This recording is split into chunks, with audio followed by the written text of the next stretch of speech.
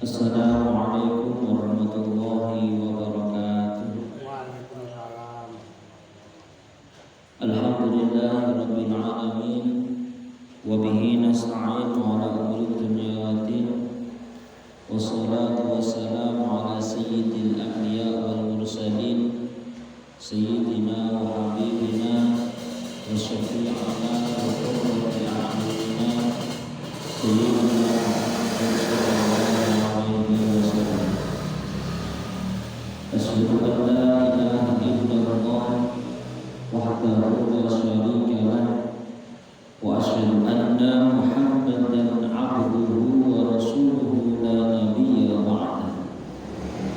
Allahumma shalli wa sallim wa baraka wa tahaddal ala sayyidina Muhammadin wa ala ali sayyidina Muhammadin salatan wa salaman daimaini mutalasimaini bidawami mulkillah. Subhanaka la ilma lana illa ma 'allamtana innaka antal alimul hakim. Rabbi shrah li sadri wa yassir li amri wahlul 'uqdatam min lisani yafqahu qawli. وقال الله تعالى في كتابه العزيز أعوذ بالله من الشيطان الرجيم بسم الله الرحمن الرحيم ألم نشرح لك صدرك ووضعنا عنك وزرك الذي أنقض ظهرك ورفعنا لك ذكرك فإن مع العسر يسرا إن مع العسر يسرا فإذا فرغت فانصب وإلى ربك فارغب. وقال النبي صلى الله عليه وسلم من أحبني كان معي في الجنة. صدق الله العظيم وصدق رسوله النبي الكريم ونحن على ذلك من الشاهدين. Hadirin wal hadirat as'adakumullah. Para alim ulama, para kiai, para sepuh bini sepuh ingkang setuhu dahat kidurmatan, wabil khusus kagem sedaya ingkang rawuh wonten Masjid Baitul Ma'mur Tegalsari. Alhamdulillahirabbil alamin. Biidznillah wa bikaramatillah wa bitaufiqillah kula lan panjenengan sami saged nglampahi perkawis ingkang sae kanthi diparingi dening Gusti Allah, kegiatan diparingi dening Gusti Allah, hidayah, taufik, inayah, sehingga wonten majelis punika kula lan panjenengan sami saged makepal manunggal kanthi boten wonten ala setunggal napa kemawon biqaulina alhamdulillahirabbil alamin. Ingkang nomor kalih sholawat ugi salam kehadiaken dumateng junjungan kita Nabi Agung Muhammad sallallahu alaihi wasallam ingkang saestu kaula lan panjenengan sami gadang-gadang syafaat pertolonganipun benjang wonten ing yaumil qiyamah. Allahumma shalli ala sayyidina Muhammad. Hadirin wal hadirat as'adakumullah. Nabi Muhammad sallallahu alaihi wasallam punika adalah uswatun hasanah, teladan dumateng kaula lan panjenengan sami. Tidak hanya perkataan ngendikanipun Kanjeng Nabi ingkang dados tuntunan dumateng kula lan panjenengan sami, ananging segala apapun yang dilakukan oleh Nabi Muhammad sallallahu alaihi wasallam, ketetapan yang ditetapkan di Kanjeng Nabi Muhammad sallallahu alaihi wasallam itu semua menjadi tuntunan dumateng kaula lan panjenengan sami. Hal itu termasuk wonten hadisipun Kanjeng Nabi Muhammad sallallahu alaihi wasallam. Ma huwal hadis? Apa yang disebut dengan hadis? Maka hadis adalah qaulun wa fi'lun wa taqrirun isnada ila Nabi Muhammad sallallahu alaihi wasallam. Apapun itu, ucapan Nabi, perkataan Nabi, perilaku Nabi, dan yang ditetapkan oleh Kanjeng Nabi, itu semua yang dikatakan sunnah atau hadis. Maka wonten mriki sekedhik kawula badhe aturaken beberapa hadisipun Kanjeng Nabi ingkang termaktub wonten kitab Mukhtarul Ahadits An-Nabawiyah. Wonten mriki karangan saking almarhum Sayyid Ahmad Al-Hasyimi. Kula lajengaken wonten mriki hadis ingkang dimulai saking huruf hijaiyah yaitu harful hamzah. Terus wonten kitab Mukhtarul Ahadits An-Nabawiyah punika ini adalah hadis-hadis pilihan yang mana diawali kanthi huruf hamzah. Maka kemudian setelah hamzah ba, ta, sa, jim sampai nanti terakhir ya. Ini yang termaktub wonten kitab Mukhtarul Ahadits, dan di dalamnya ada hadis-hadis yang sudah mungkin pilihan daripada taklif yang mengumpulkan, yaitu almarhum Sayyid Ahmad Al-Hasyimi.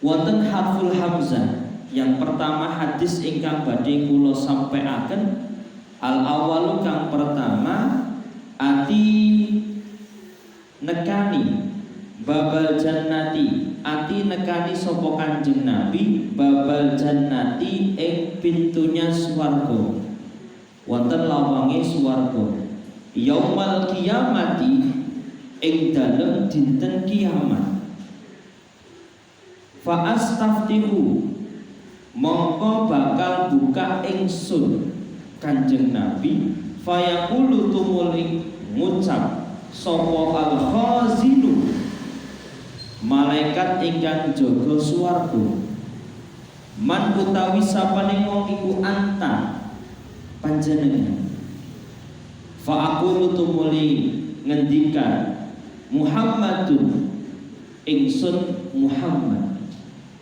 fayaqulu tumuli ngucap malih sapa al-khazin bika kelawan sebab panjenengan umirtu den perintahaken ingsun Allah aftaha yen toh ora buka sapa ingsun li ahadin maring salah suci wong qablaka saderenge panjenengan Kanjeng Nabi.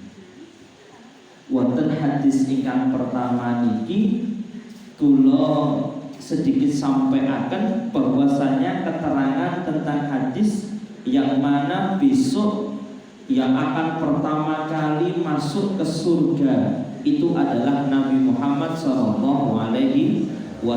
beserta dengan umatnya,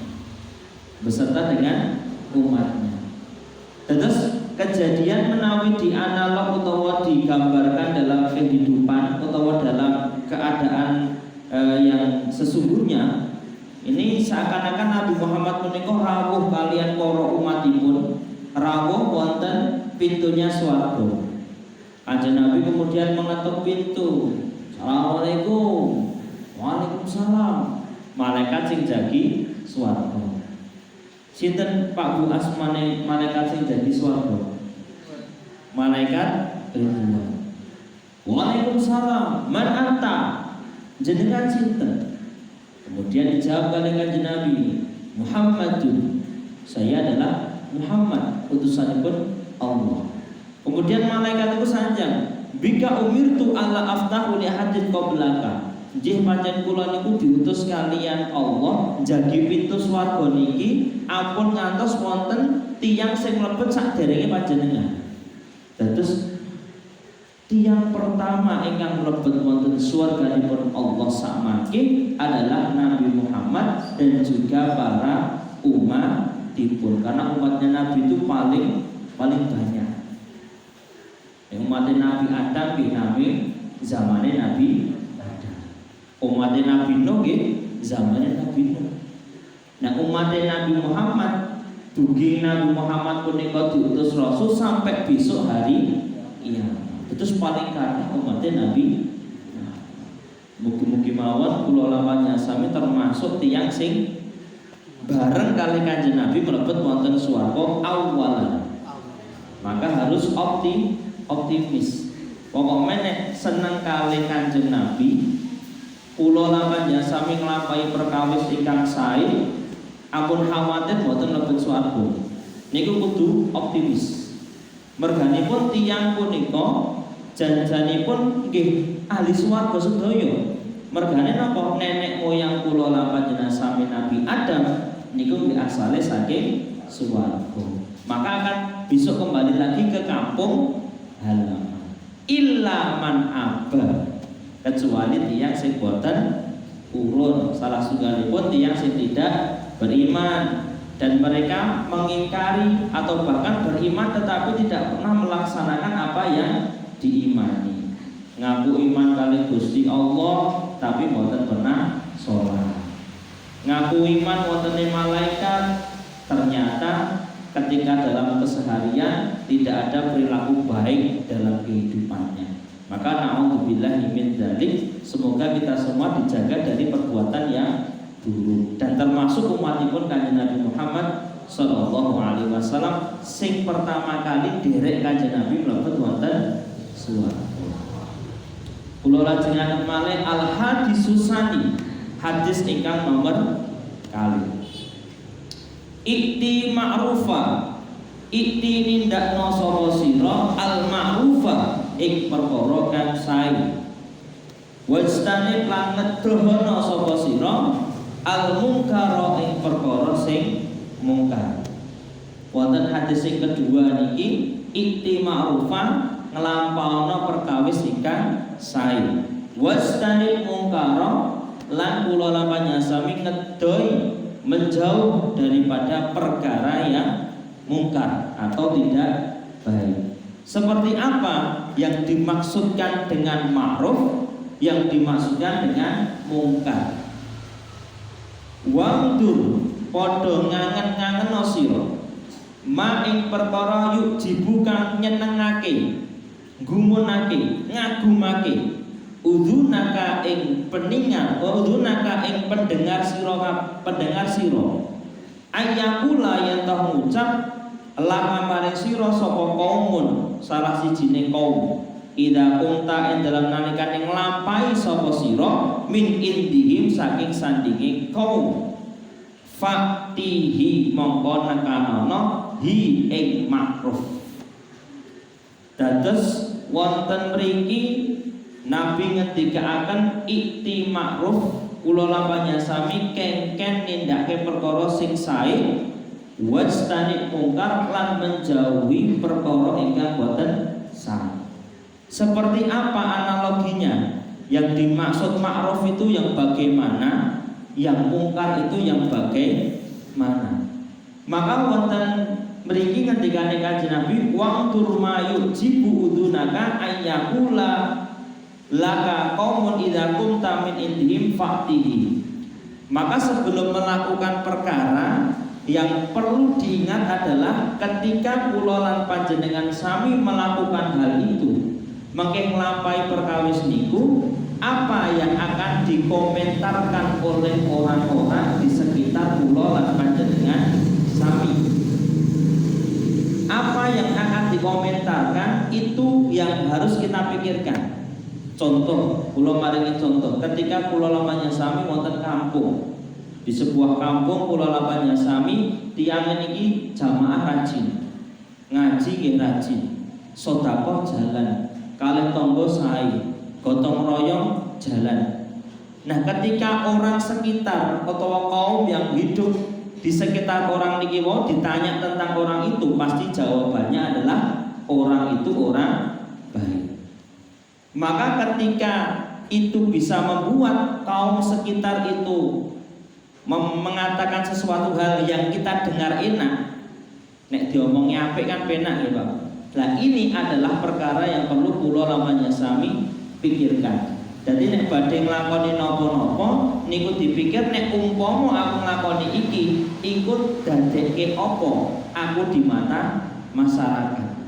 Ini bukan semata-mata golek ngeleme masyarakat, tapi nopo segala sesuatu itu ada yang namanya hablum minannas wa hablum minallah. Hubungan kalian manungsa niku nggih penting, hubungan kalian Gusti Allah nggih penting. Mergo persaksian manusia ini besok bisa jadi persaksian di akhirat. Buktine apa kowe nek ape karo tangga? Tanggane dadi saksi. Oh, aku saksine, aku tanggane. Ndak dina ngeki lawuh. Nah, umpama ndak dina ngeki lawuh, aku saksine. Ini akan menjadi saksi.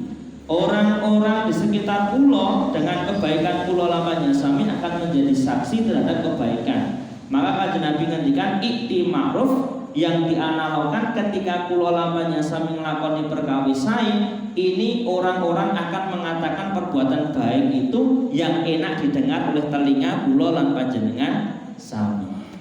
Maka sebaliknya wonten mriki wang duril ladi, ngangen-ngangen kula lan panjenengan sami alladzi perkara takrohu kang padha sengit boten seneng ayyakula yang ngucap laka mare sira kaumun sapa kaum idza kumta nalikane nglakoni sira min intihim saking ngersane kaum fajtanibuhu mongko ngedono sapa sira. Nek kira-kira potensi nanti orang itu akan mengatakan sesuatu yang tidak enak di telinga kula lan panjenengan sami, maka jauhilah perkara itu. Jadi pertimbangannya adalah orang kalau menganggap itu baik maka kita lakukan. Orang menganggap itu buruk maka kita jauhi atau kita tidak lakukan. Maka itu adalah pertimbangan dari mungkar dan ma'ruf. Jadi mungkar dan ma'ruf itu adalah penilaian yang mana orang itu kalau mengatakan kebaikan dia tidak pernah bohong terhadap hal kebaikan. Walaupun yang sewu tiyang sing nglakoni dosa kados dene maling, kados dene pembunuh dan lain sebagainya, ini setelah melakukan dosa itu dia akan sadar kalau yang dilakukan ini perkara yang buruk. Maka keburukan dan kebaikan sebenarnya dalam hati ini sudah bisa diakui oleh manusia. Saged bedake, jenengan nggih saged milih, oh iki apik, oh iki elek. Tetapi nopo nafsu yang menjadikan ketutup daripada kebenaran. Oh aku mergo butuh kok, nek aku ora nyolong ya engko piye? Wah aku kadung sengit karo wong iki kudu tak pateni. Padahal tahu kalau membunuh adalah perkara yang buruk, yang dosa. Tetapi karena ketutup nafsu akhirnya menjadi membuat halnya mata hatinya hilang, akhirnya kemudian melakukan hal-hal buruk seperti itu. Jadi pertimbangan Kanjeng Nabi ikti ma'ruf nglakoni barang apik wastanid mungkar adalah untuk mengerjakan yang baik dan menjauhi yang mungkar. Rawahu al-jamaah. Hadis ingkang nomor 3, afatul ilmi utawi afat utawa bencana utawa cilokone al ilmu utawi ilmu iku anisyanu rupane lali, rupane kesupen. Wa idha'atuhu lan nyiyak-nyiyakake ilmu atu hadisa yen to ngucap sapa sira bihi kelawan ilmu ghaira ahlihi ing sakliyane ahline ilmu. Rawahu Ibnu Abi Syaibah. Wonten mriki dijelasaken afatul ilmi, celakane ilmu, bahayane ilmu niki dijelaske wonten mriki ada 2 hal. Yang pertama, ilmu itu bisa menjadi sebuah hal yang celaka atau menjadi bumerang Ketika yang pertama an-nisyan, yaitu lupa atau dilupakan. Maka kula lan panjenengan sami ini ilmu itu seperti halnya tiyang sing badhe golek peksi. Kula gambarake ngeten. Jenengan umpama seorang pencari burung. Jenengan badhe golek burung niku sangune pulut. Dadak tengah alas golek kira-kira nggon sing iso nemplek kuwi manuk nggo pulut ditemplekke. Setelah panjenengan niku angsal peksi sampun, kemudian peksine setelah dapat apa yang kita lakukan? Kita ambil, kemudian kita masukkan ke sangkar. Setelah masukkan sangkar, ini nggak cukup sampai di situ. Kita harus beri dia makan. Nek ora dikei mangan berarti iso mati. Mangke nek umpama jenengan badhe ngekke manuk niki dumateng tiyang, maka jenengan nggih mesti ningali tiyang niki tiyang sing iso tanggung jawab ngopeni manuk apa ora. Nek dikekke wong sak-sake ku gek manuke ora dipakani. Akhire mati. Maka manuk niki kula ibaratake adalah ilmu. Jenengan pengajian, jenengan datang hujan-hujan wonten mriki supados nawa itu kula lan panjenengan sareng-sareng tolabul ilmi, angsal ilmu. Maka ketika dapat ilmu tolong dijaga dengan sangkar yang rapat. Akhirnya nopo? Tidak untuk dilupakan atau diingat-ingat. Maka Imam Mawardi punika ngendikaken lali niku wonten kalih. Sing pertama lali mergo pancen wonge lalen. Nah niki rada disepuro. Mergane ya pancen menungso niku nggene lalen. Wis mencoba diingat, wis dideres, wis dieling-eling, tetapi pancen Gusti Allah paring lali ya apa boleh buat. Nah niki memang harus bersungguh-sungguh maksudnya. Nah, yang satunya adalah lali mergo nyepeleki.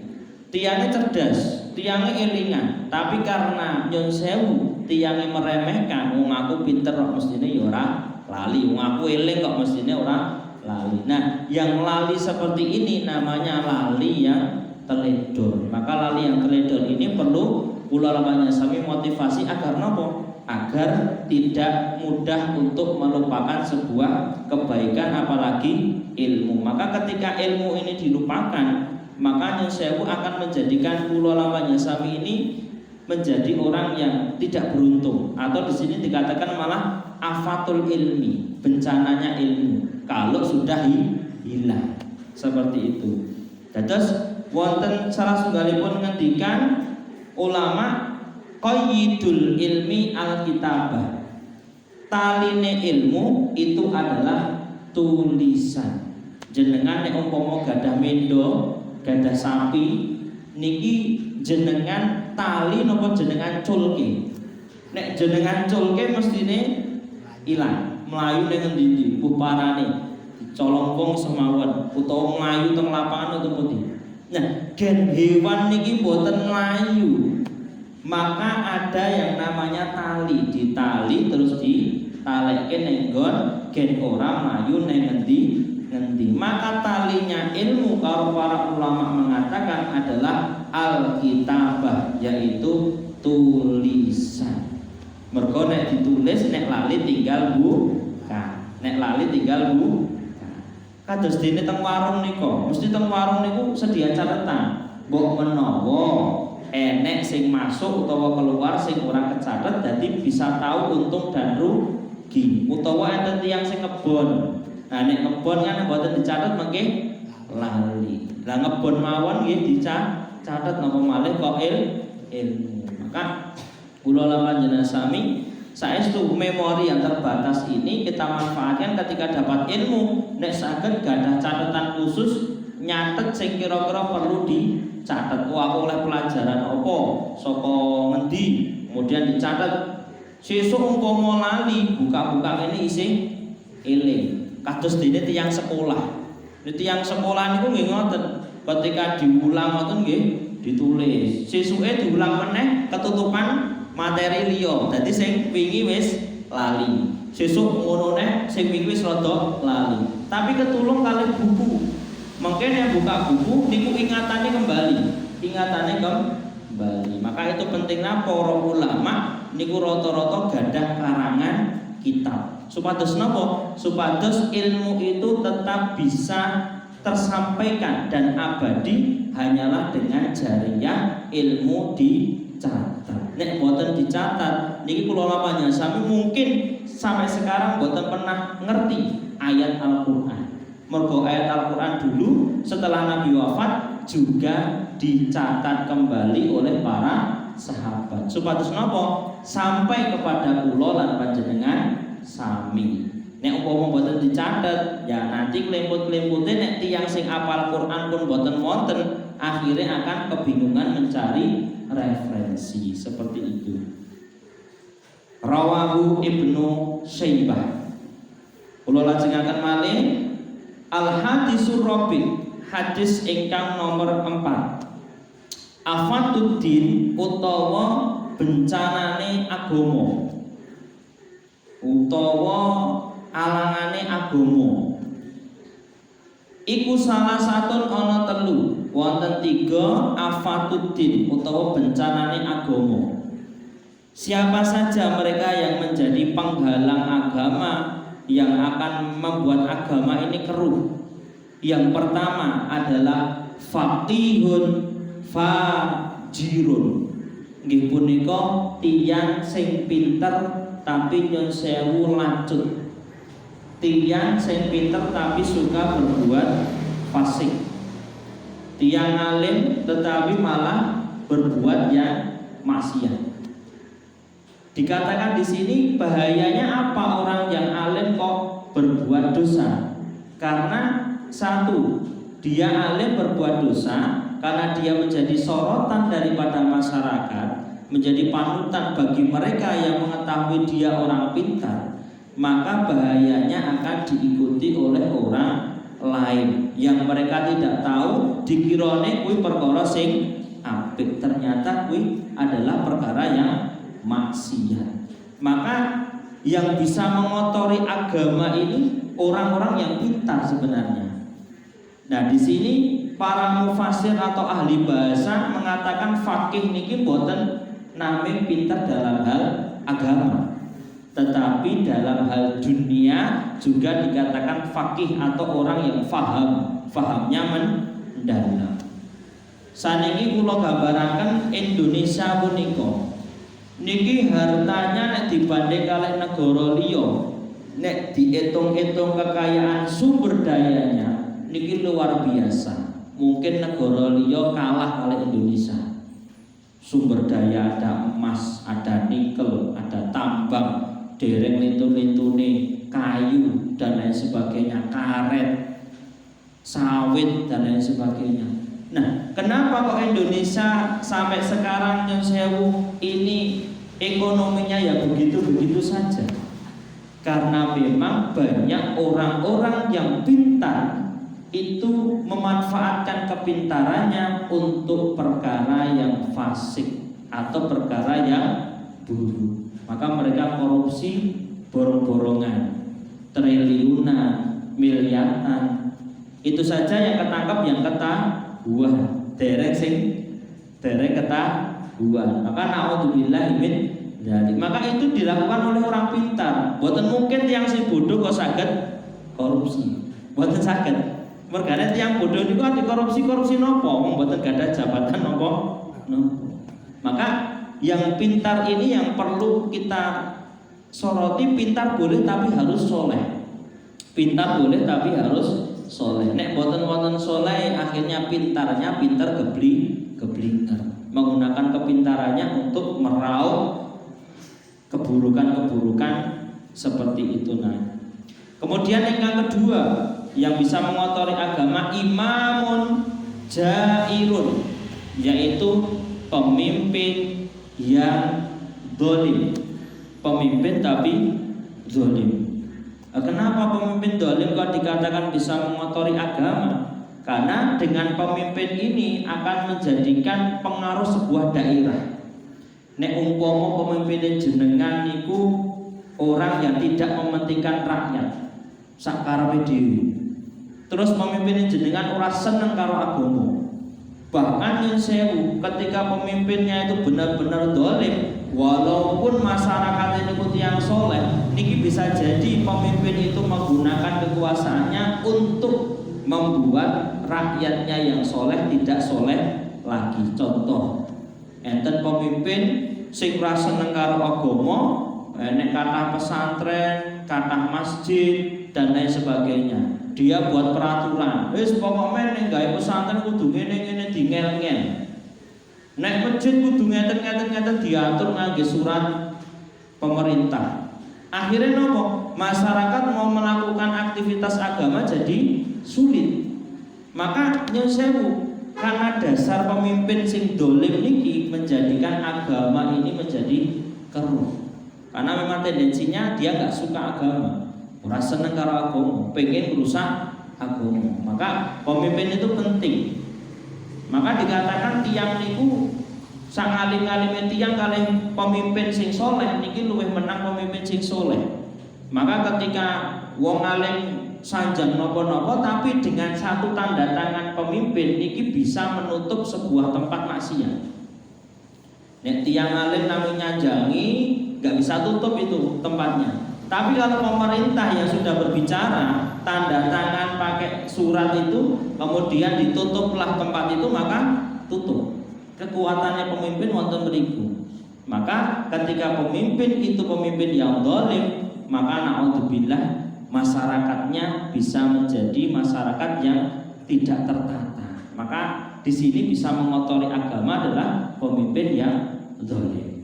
Tapi kalau pemimpin yang adil ini malah luar biasa. Dapat sanjungan dari Nabi, termasuk salah satu tiang sing oleh eyop-eyop binjang wonten yaumil kiamah. Sab'atun dillullah yang akan dinaungi oleh Allah. 7 orang, salah satunya imamun adilun, yaitu imam sing adil utawa pemimpin sing adil. Bahkan ada hadis lain mengatakan man tawalla hadhil ummah, sinten wonge sing masrahke ummah, mimpin dening umat, tasakko ngangel-ngangel umat, maka tasukko Allah bakal ngangel-ngangel dumateng pemimpin iku. Wow. Terus pemimpin sing dolim niki nggih pun diancam dening Gusti Allah jane.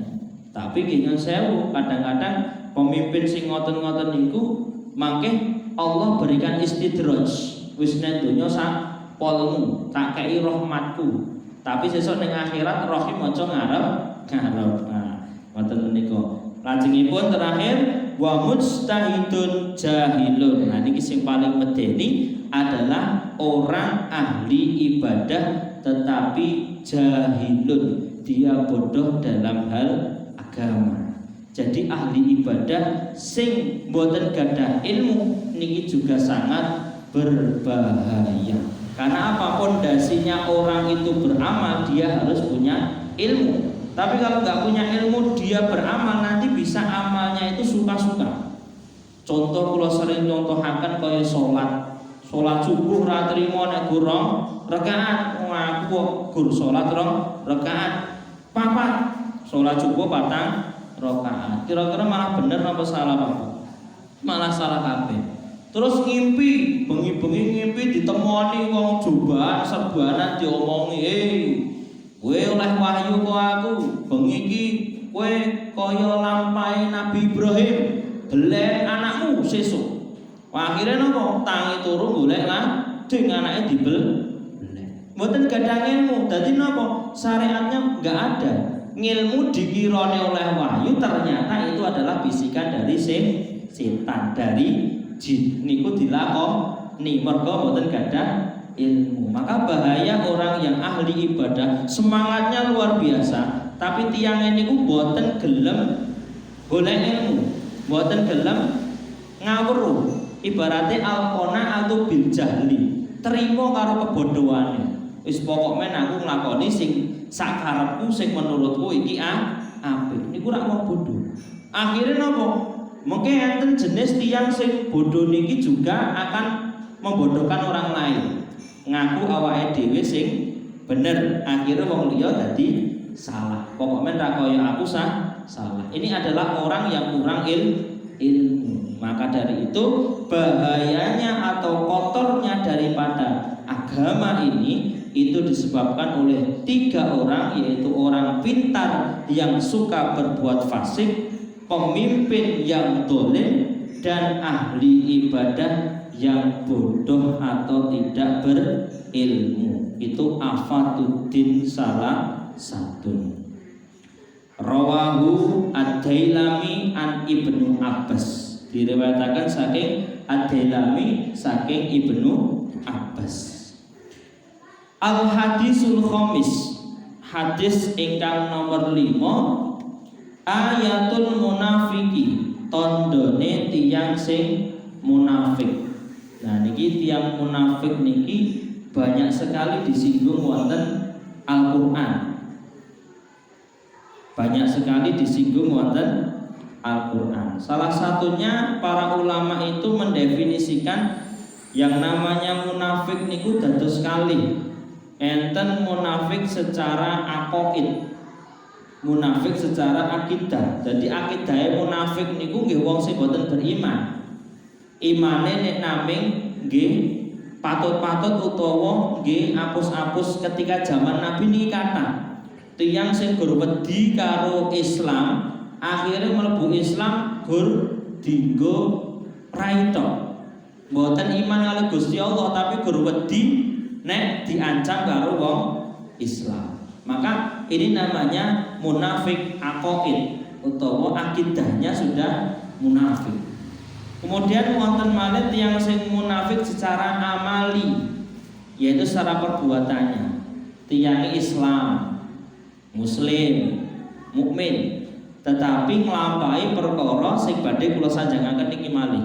Berarti niki mangke tanda-tandane tiyang sing bisa dikatakan orang yang munafik nek gemar melakoni 3 perkara ingkang kula sebataken menika. Salasun wonten 3. Idza haddasa kadzaba.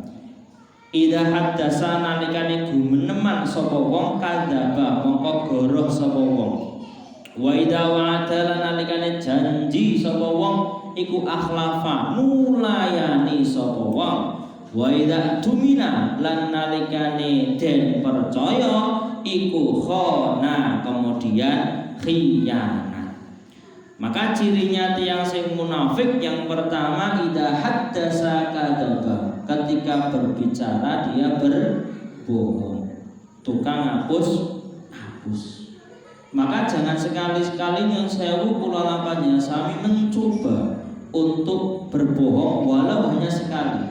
Karena ketika tiang niku berbohong 1 kali, maka akan menarik kebohongan yang kedua, menarik kebohongan yang ketiga, akhirnya jadi pembohong. Nggih nutupi eleke sing ngapusi neh.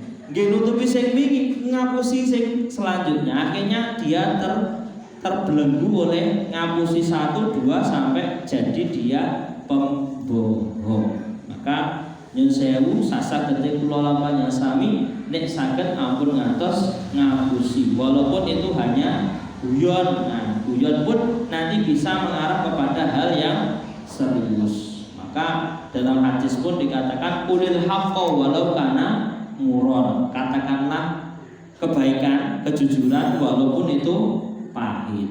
Ya, sepahit-pahitnya tiang sing jujur malah enten sing di prinsip wong jujur ajur. Lah niku malah sing boten bener. Aku nek jujur kok malah ajur. Ajur piye? Maksudnya ya dia tidak mau menanggung resiko, mungkin akhirnya ngomong ajur. Padahal salah itu harus diakui kalau memang dia salah, dan konsekuensi harus dapat hukuman, sanksi seperti yang telah dilakukan. Salajengipun ciri saking tiyang munafik wa idza wa'ada akhlafa. Nalikane tiyang niku berjanji akhlafa, mongko tiyange ngingkari. Janji ingkari. Oh sesuk tiang umpama ditagih utang, tak balekke sesuk minggu ketemu. Oh sesuk Senin, minggu Senin ketemu. Oh sesuk Akhirnya dia cuma janji dan lain sebagainya. Nah, ini yang seperti ini juga termasuk tiyang sing munafik. Janjinya tidak bisa dipegang. Maka ini tanda dari tiyang sing munafik. Yang terakhir wa idza tumina khona. Nalikane dipercaya niki nyun sewu malah khianat. Nalikane dikei amanah malah mengkhianati. Contoh tiyang niku dititipi umpama enten Pak Haji sing badhe tindak haji dititipi iki tulung mobilku jagakno. Akhirnya napa ditinggal kaji 40 dina, mobil ini malah digunakan untuk hal-hal yang bisa merusaknya, tidak amanah.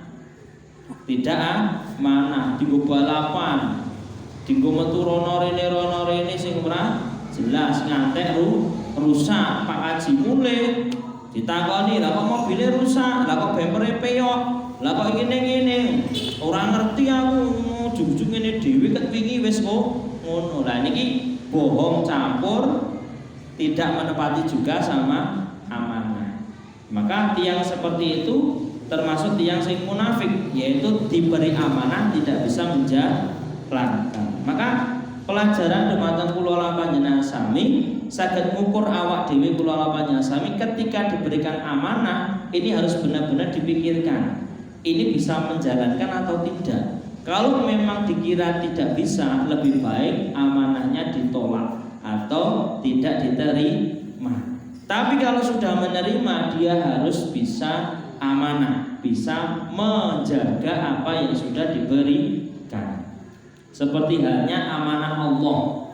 Kula lawannya sami niki namanya disili dening Gusti Allah. Anggota badan, tangan, kaki, mata, harta, sedaya niki nggih namung amanah Gusti Allah. Anak, bojo niki sedaya nggih amanah Gusti Allah. Makanya kula panjenengan sami nyuwun sewu mboten saged njagi amanah Allah yang berupa harta, mata, kaki digunakan untuk hal-hal yang di luar daripada perintah Allah, maka itu juga termasuk khianat dumateng Allah Subhanahu wa taala.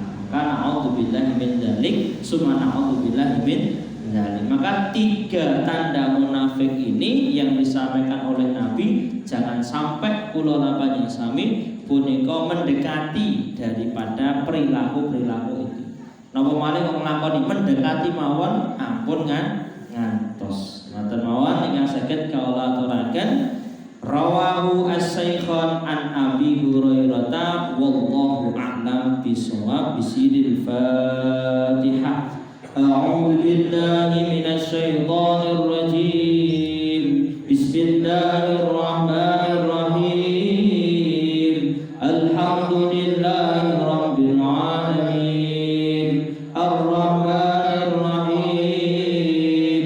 Maliki yaumiddin. Iyyaka na'budu wa iyyaka nasta'in. Ihdinas siratal mustaqim. Siratal ladzina an'amta 'alaihim ghairil maghdubi 'alaihim waladdallin.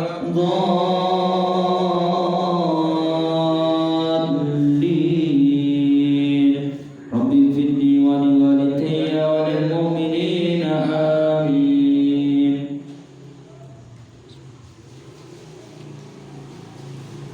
Bihaibatil Fatihah. A'udzu billahi minasy syaithanir rajim. Bismillahirrahmanirrahim. Alhamdulillahi rabbil alamin. Ar-Rahmanir Rahim. Maliki yaumiddin. Iyyaka na'budu wa iyyaka nasta'in. Ihdinas siratal mustaqim. Siratal ladzina an'amta 'alaihim ghairil maghdubi 'alaihim waladdallin.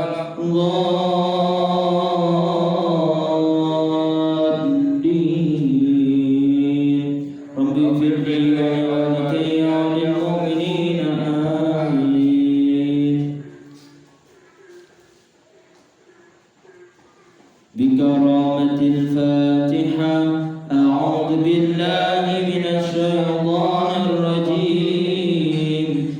Bismillahirrahmanirrahim. Alhamdulillahi rabbil alamin. Ar-Rahmanir-Rahim. Maliki yaumiddin. Iyyaka na'budu wa iyyaka nasta'in. Ihdinas siratal mustaqim. Siratal ladzina an'amta 'alaihim ghairil maghdubi 'alaihim waladdallin.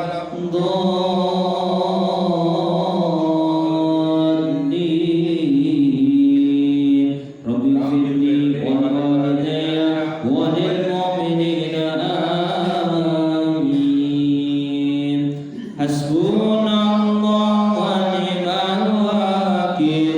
Ni'mal maula wa ni'man nasir. Hasbunallahu wa ni'mal wakil. Ni'mal maula wa ni'man nasir. Hasbunallahu wa ni'mal wakil. Ni'mal maula wa ni'man nasir. Hasbunallahu wa ni'mal wakil. Ni'mal maula wa ni'man nasir. Alal kafi salatullah, ala syafi salamullah. Bimuhyiddin khalisna minal balwa. Ya Allah, alal kafi salatullah, ala syafi salamullah. Bimuhyiddin khalisna minal balwa.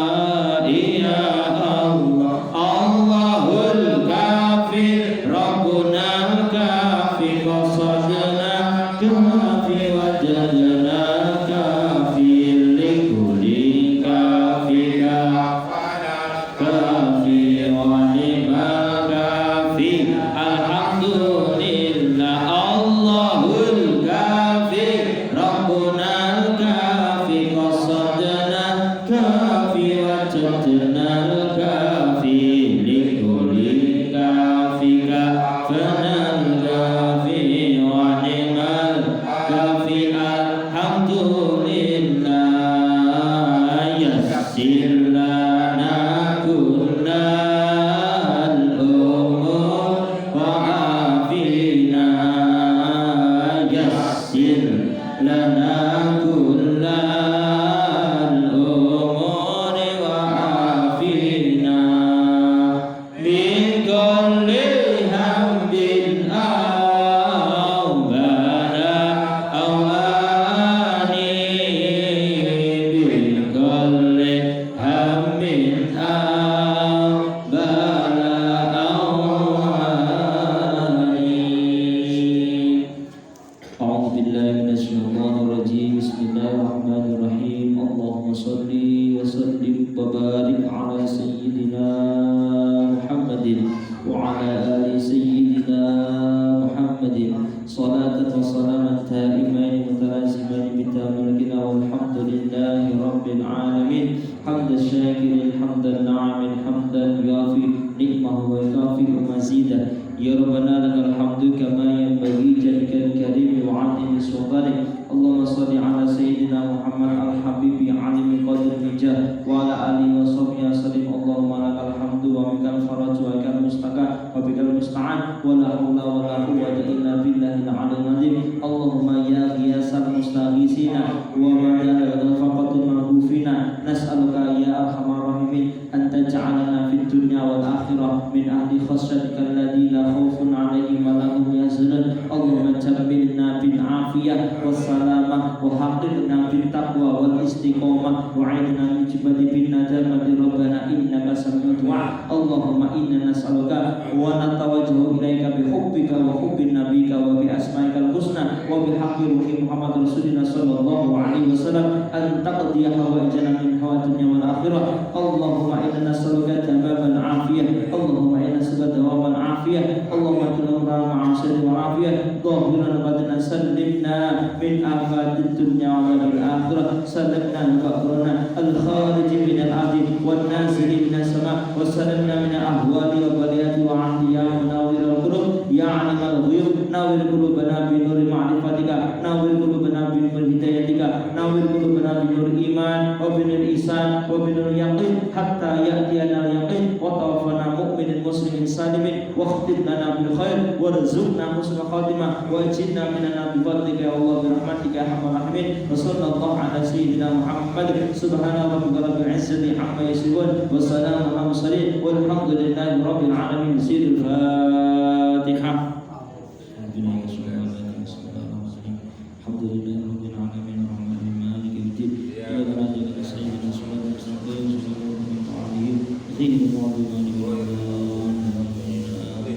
Maulaya salli wa sallim daiman abadan ala habibika khairil khalqi kullihim huwa habibul ladzi turja syafa'atuhu